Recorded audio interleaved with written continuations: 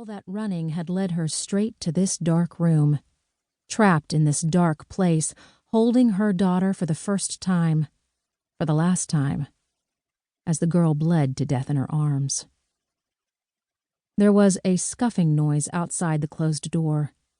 The slit of light at the threshold showed the shadow of 2 feet slithering along the floor. Her daughter's would-be killer? Her own murderer? The wooden door rattled in the metal frame. Just a square of light indicated where the knob had been. She thought about weapons. The steel posts in her high heels that she had kicked off as she ran across the road.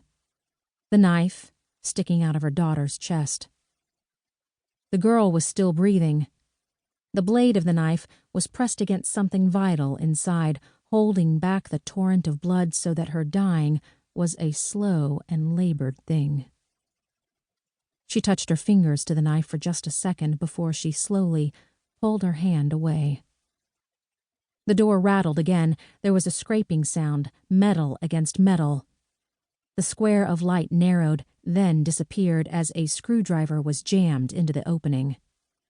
Click, click, click, like the dry fire of an empty gun. Gently, she eased her daughter's head to the floor. She got on her knees, biting her lip as a sharp pain sliced into her ribs. The wound in her side gaped open. Blood slid down her legs. Muscles started to spasm. She crawled around the dark room, ignoring the chalky grit of sawdust and metal shavings grinding into her knees. The stabbing pain beneath her ribs, the steady flow of blood that left a trail behind her. She found screws and nails, and then her hand brushed against something cold and round and metallic. She picked up the object. In the darkness, her fingers told her what she was holding. The broken doorknob. Solid, heavy. The 4-inch spindle stuck out like an ice pick. There was a final click of the latch engaging. The screwdriver clattered to the concrete floor. The door cracked open. She narrowed her eyes against the coming light. She thought about all the ways she had hurt the men in her life. Once with a gun, once with a needle, countless times with her fists, with her mouth, with her teeth, with her heart. The door opened a few more careful inches. The tip of a gun snaked around the corner.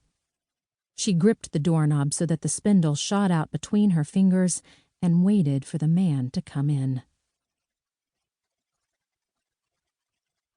Monday. Chapter 1.